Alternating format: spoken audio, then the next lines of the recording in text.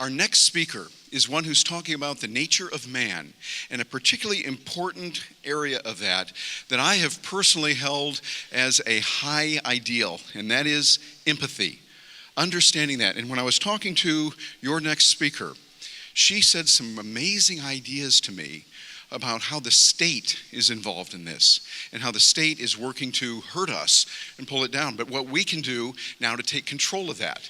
Amanda Rachwitz is a person who has worked with many different areas of people achieving what is best for them. She works with, she's a co-founder of Candles in the Dark with Lark and Rose, and she's showing how empathy is your greatest strength and how vulnerability can help you. Join me in welcoming now Amanda Rachwitz.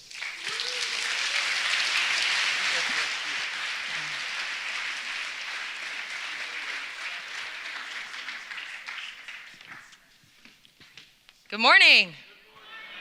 Or buenos dias. That's we're in Mexico. How's everybody doing? Sweet. All right, we're at Anarchapulco. How much better can it get, right? I'm going to echo something that my friend Derek Bros said when he was up here. I don't know how many of you saw him, but I'm among a bunch of my friends, and then you guys are my peers, and a lot of you guys have a lot more experience in a lot of different ways than I do, and I'm not up here because I'm better necessarily than anybody at all. I'm here because I'm a messenger, and I think I have a message today that may help some of you along your journey, because I feel like I have learned things that have helped me along mine. And as a lot of speakers up here, I speak from a lot of personal experience, but as we are learning as individuals, getting our experience secondhand, say through school or media, isn't always reliable. And so personal experience as individuals is a lot more valuable than we've been led to believe. And that's why I'm here today, is to share a message.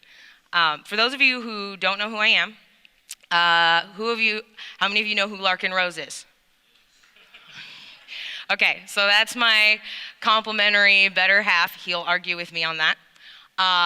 But we are the co-founders of Candles in the Dark, which is the seminar we did earlier here at Anarchapulco for 2 days, where using a combination of empathy and the Socratic method, we teach people how to, teach anarchists in particular, how to deprogram statists, and using the love and compassion we have, knowing that we came on that same journey. So I'm also the voice of his project, The Mirror, so I'll be the narrator for that when that is finished, and that's still in the works. And then I am a mother of a fabulous 8-year-old boy, and I live in Phoenix, Arizona, where there is a quickly growing community of anarchists. So I'm definitely from a mindset and a culture of freedom. Today I'm going to talk about the nature of man. I don't know if my title slide is going to be up there. David says he's working on it.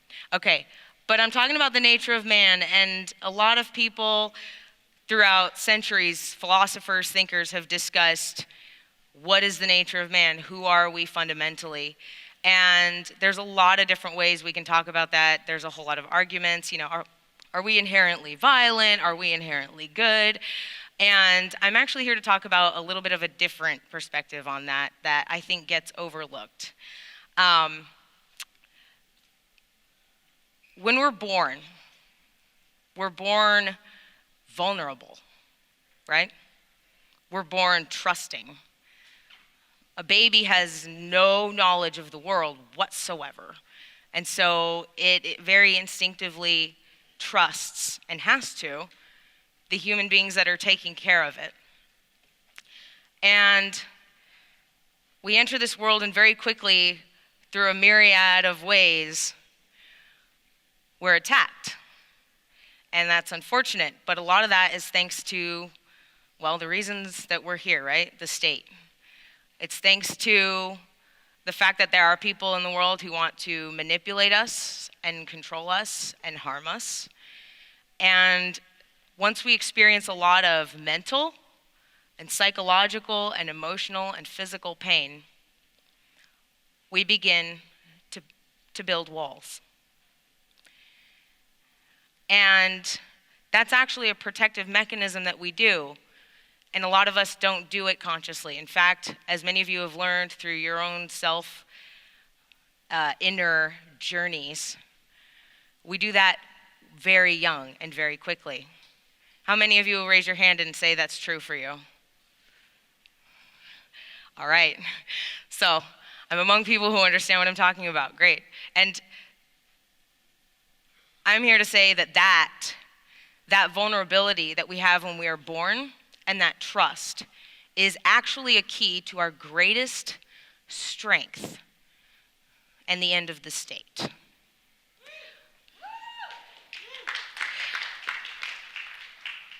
When we begin to build our own walls, we become the perfect clay for the state to use for its own ends. Because we become combative defensively, and we begin to operate out of fear. And I don't know how many of you have figured this out yet, but when you're operating out of fear, you're operating a lot more like an animal and less like a thinking and conscious and cogent human being. And that's what the state wants. How many of you are familiar with the Prussian indoctrination system? A few of you.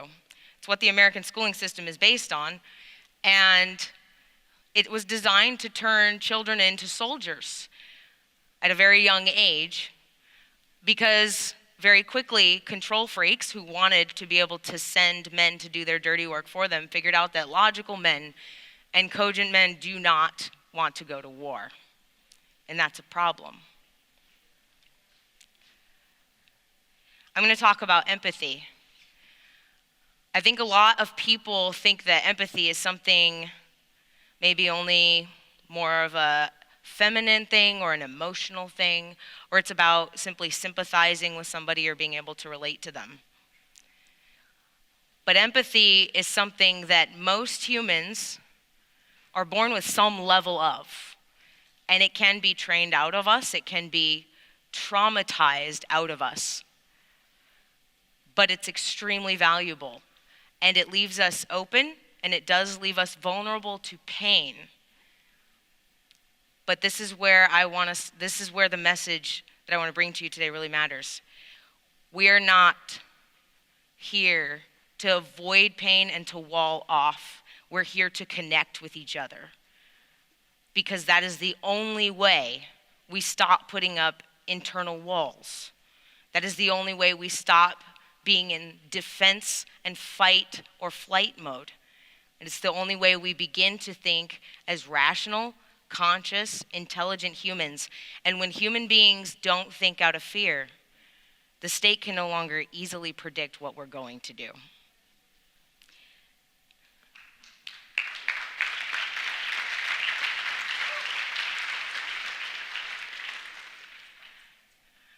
Empathy is something, from my own personal experience, I've learned leaves me very vulnerable.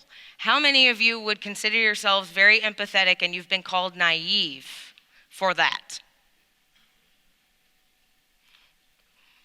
Me too. And you know what? I've been extremely wounded because of leaving myself vulnerable. And part of that was because as an empathetic person, I projected my values, my love, and my view of the world onto people who did not have those values. And the harsh truth of this world is that there are people in this world who do not function with empathy. For whatever reason, and we don't always understand why, they've lost that.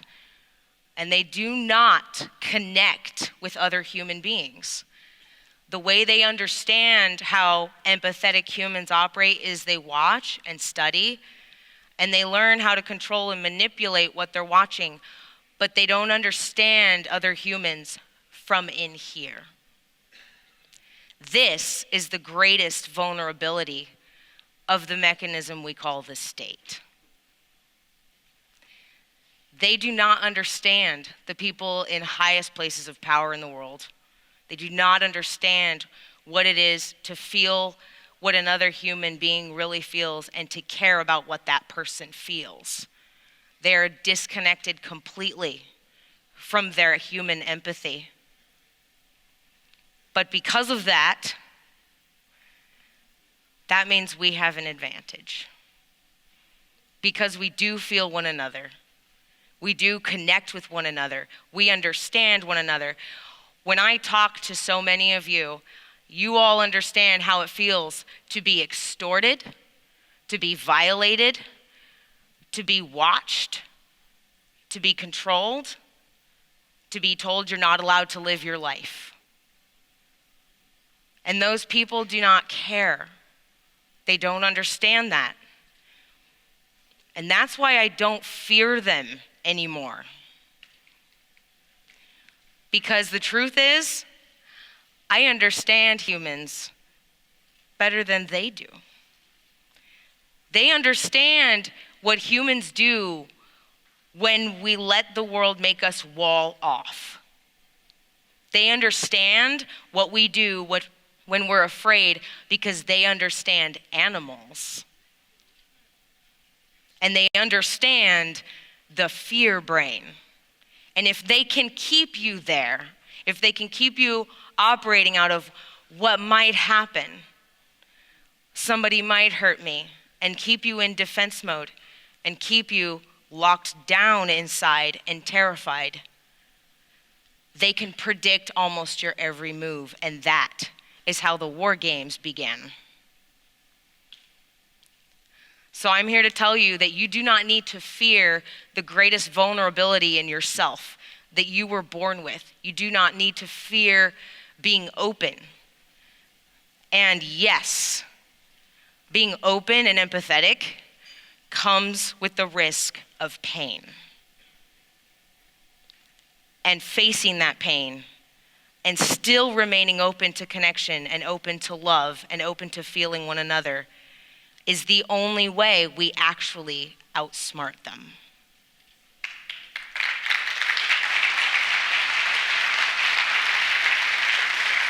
Thank you.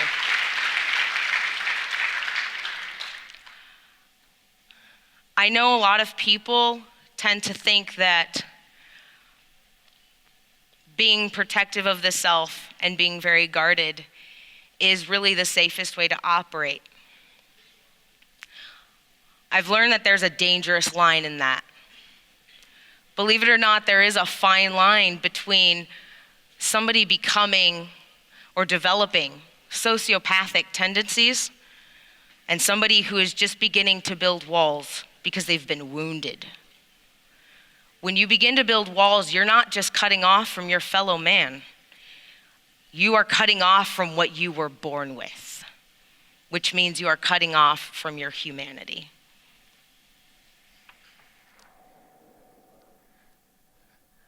We don't need to cut off. We're stronger than that. And there's enough of us who give a damn that we can connect with each other, and this is the evidence of that. Amen?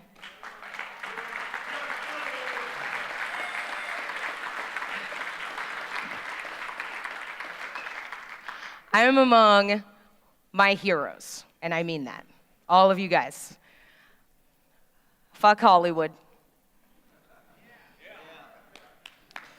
It's you guys, and I say this every day. The people that matter most in my life are the community of people who do not want me robbed, especially and even when it is convenient for them, and who do not want me caged, even when it might be convenient, and who do not want me controlled and accosted and treated like cattle at any cost to them. Those are my heroes, and you guys are the people that I admire, that I respect, and that I want to learn from. Nobody else. And the more of us start doing that, the more intelligent we become, because we're not operating out of fear, out of what might happen to us if we do this, if we open up, if we connect, if we let ourselves be vulnerable, not just inside, but to one another. We grow and we better ourselves. And when we're operating like thinking, feeling, connecting human beings, sociopaths have no clue what that's like, and they don't know what we're going to do next, and they don't understand it, and all they can do is grasp at the reins of power, trying to pull us down into fear. And if we don't give in, their power dissolves. So my challenge is, both for myself and to everybody here, look at your own inner journey. Look at where you are emotionally, psychologically. Because as Derek said when he first got on the stage, it starts with us. If we want to stop the cycle of we're all fucked up, it starts right here. And walls internally are how we got to walls in the world. And we don't need them. We're better off without them. And human cooperation has always been evolutionarily superior to slaughtering each other.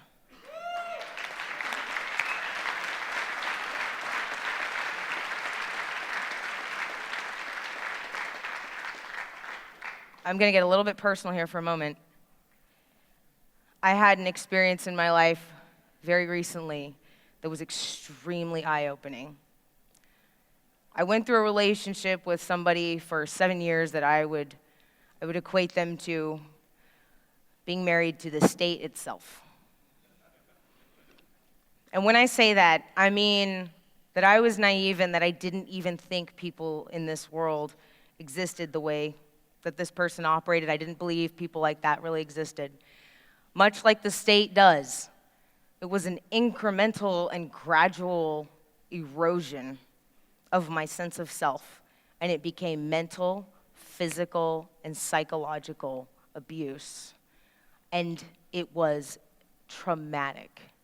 And it took a lot of courage for me to break away from that, but what took more courage was to not give in to the temptation to build walls inside myself because of that pain.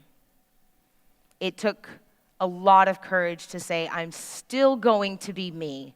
I'm still going to love. I'm still going to be open. I'm still going to trust, even when it's a little bit scary to do it.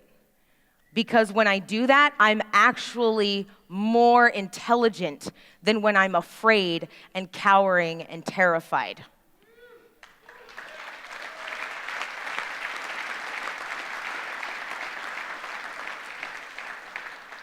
And it definitely cost me. It will cost you in this world to stay vulnerable sometimes. But the alternative is to become them, and that's something I will not do.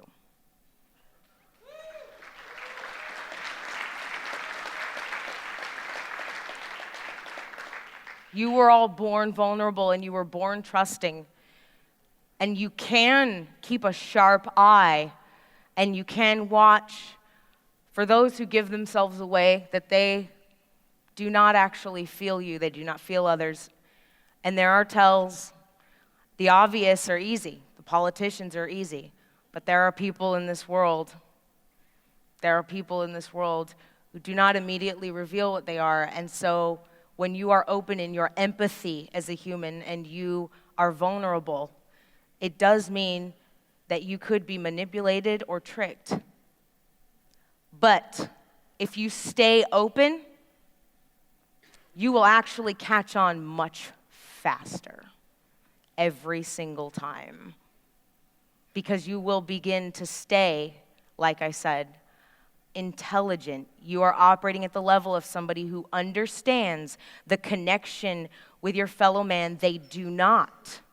And so when those people who are not functioning with empathy begin to reveal themselves, you will see it. And over time, you will not be able to be manipulated by them. I don't know how many of you noticed, but if any of you looked at the program, Larkin's talk, and it's later today, and I hope you don't miss it, is called The Nature of the Beast. And as often happens in a marital relationship, that happened organically, and it ended up being sort of two sides of the coin, so to speak.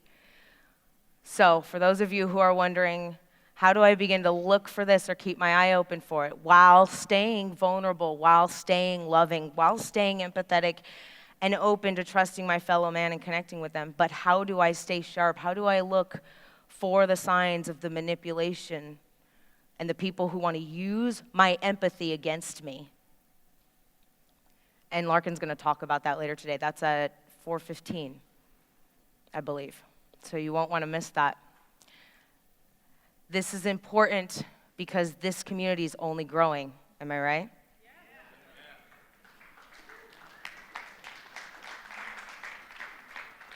That means there will be people among us who may not be like us.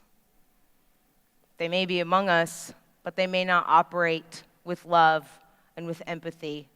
They may operate purely out of control, manipulation, and for themselves. And we want to make sure that we both protect what is good within us, but do not build the fear-based walls that manipulation tries to get us to build. Stay human.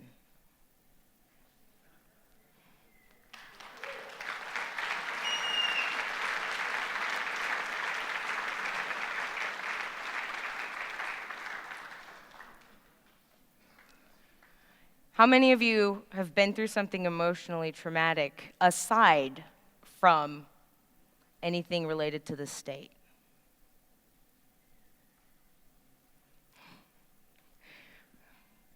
And there's your evidence. Hurt people, right?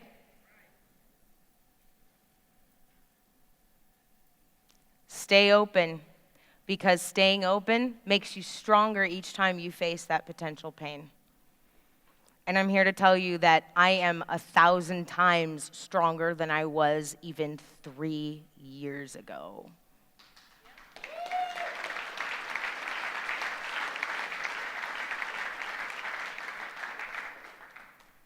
And that's because I stayed open and I stayed trusting. Even when somebody in my own bed and in my own life was eroding my psyche piece by piece and was eventually turning into a physical, mental, and emotional monster. And then, as the state does, when I tried to break away, he only got nastier. The state's not given up easily. All those people know are control. But when you give in to the fear of them, you're doing exactly what they want you to do. Because that is the thing they do know how to predict. They do know how to manipulate. An actually free market of loving and connecting and empathetic human beings, they cannot control, and they know it. They know it. And that is why they keep the wars going. And it starts inside you.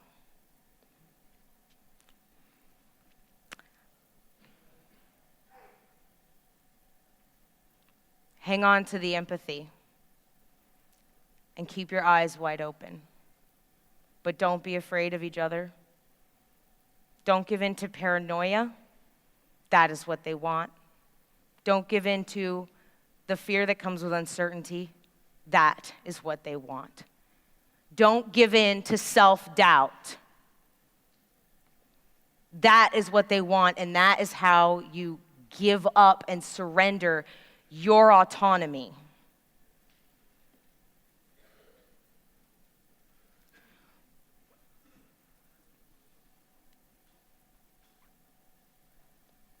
Thank you.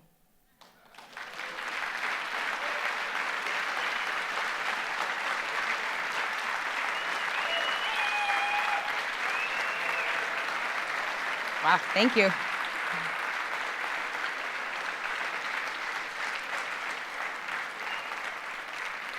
I have about 5 minutes, and there's a lot of people in this movement who are really great, but I want to give the last 5 minutes real quick to an awesome friend of mine from Arizona. Not everybody who gets to be, speakers, myself, could nearly account for all of the other people who are doing things in this movement, and you won't get to hear about them, but I want to lift one of them up today, precisely because her and her babies and her man, all on their own, managed to get in a sailboat, and they've never done this before, and get to Mexico in that sailboat without any permission from the US.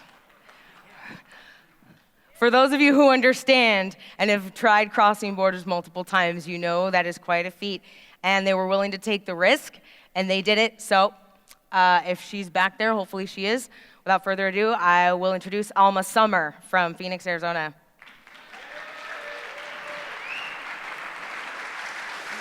You're welcome. I'll take my laptop. Thank you for having me. I really appreciate it. I am the mother of 2 undocumented humans. Thank you.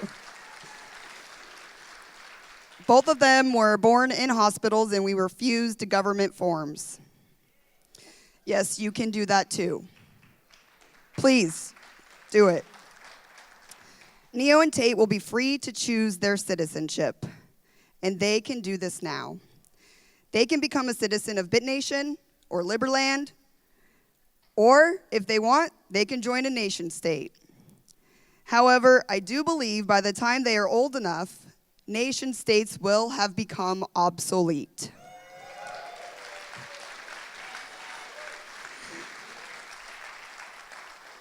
The US government has already shut down twice, so it's only a matter of time until it shuts down for good. BitNation has created a platform where decentralized, borderless, voluntary nations can be created. Did you get all that? It's amazing, right? They are currently working on passports for the core team to test the lines, and by lines I mean invisible borders, sometimes surrounded by men with guns. Our family did sail from Houston to Port Isabel, where we stored our sailboat and took a taxi across the border from Brownsville, Texas to Matamoros. We did not have to show any papers. We then busted 18 hours from Matamoros to here. This may or may not be the same as we travel back to the US to get our sailboat. However, our journey continues, and you can follow us online through Undocumented Human and Sailing Bangarang. BitNation is hosting Anarchapulco Monday at 4 p.m. They've launched Pangea, a mobile app where you can download it on your smartphone and create your own nation. It's that simple now. You can build smart contracts and earn reputation in the marketplace with the Pangea arbitration token, an ERC20 compatible token. BitNation currently has 10,000 citizens all over the world and a free public notary where you can document anything on the blockchain for free. If you are interested in learning more or participating in the public token sale, please come get a flyer for me after the speech or wherever by the pool. I'm going to be by the pool. I believe in the future, having Pangea will allow places devastated by natural disasters to regain their autonomy and rebuild that much faster. Instead of having to wait in a government line, people will be able to communicate and regain their autonomy and rebuild by using Pangea's mesh network. This year, July 31st through August 6th, is the 7th annual Jackalope Freedom Festival. It is free to camp, vend, and attend. There are no fees to enter. It's in northern Arizona, 7,000 feet, so it's in the pines and it's cool, it's not hot. This year, there will be a contest to see who can create the best mesh network. So mark your calendars, because freedom is here. Thanks so much for having me. Peace and love to you all.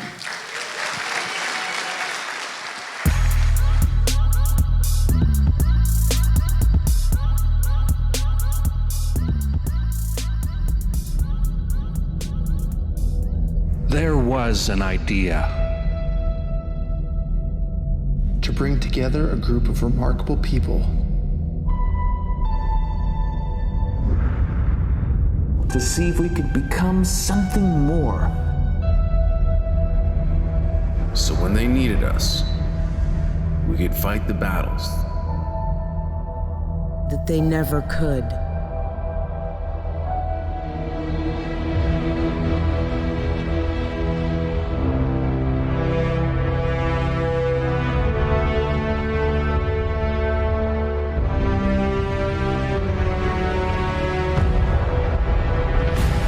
In time, the state will know what it's like to lose. To feel so desperately that it's right, yet to fail all the same. Dread it. Run from it. Freedom still arrives.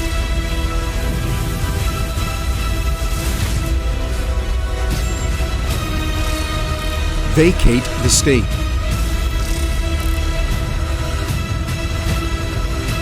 Engage all the speakers and get this man a microphone.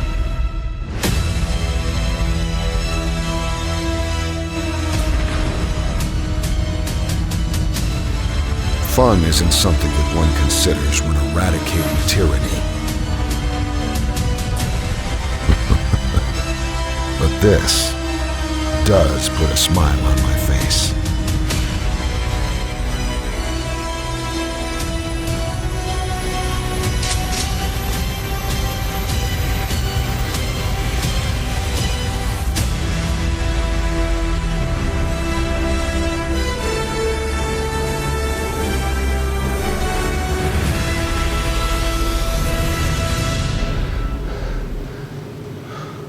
Who the hell are you guys?